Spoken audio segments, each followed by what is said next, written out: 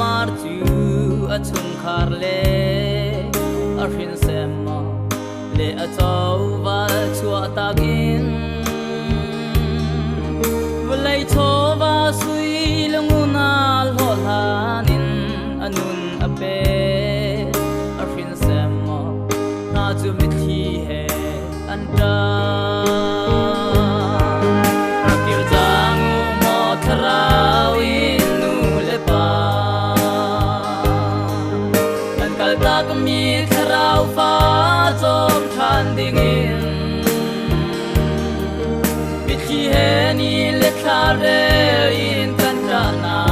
zai la o hi le thai ni a runin pa in rakir jang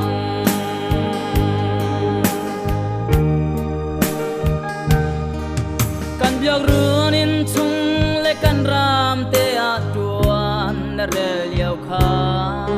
mi tha ma chua ram dang par na tan hu chun valai tho va sui languna du tin chuai na len liao a kan ram tharau phana mi thi hi phil la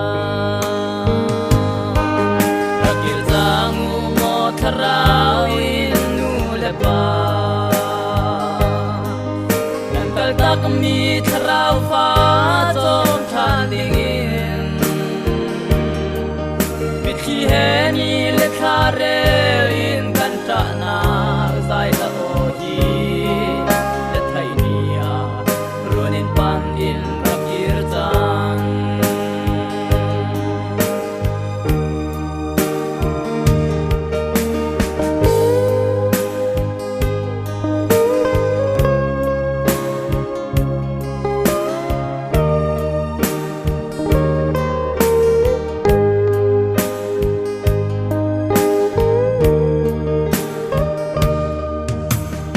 akal zum tun ha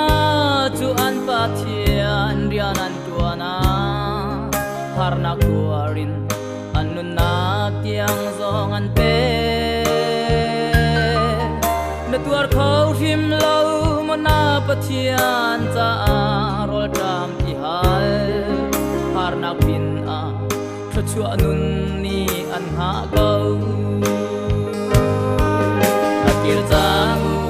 tharawin nu le pa kan kal tak mi tharau fa chom than ding in mi chi he ni le thare in kan tra na sai la o hi le thai ni a runin pan in rakir jang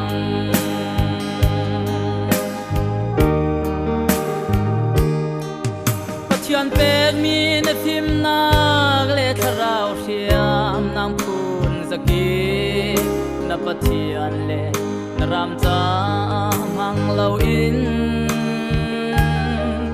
pathian sal pa sam son bang in ram dang de lila chung a chiam pi ding chu rua hin thin lung a kwai rakir jang tharawin nu le pa nan kal tak mi tharau fa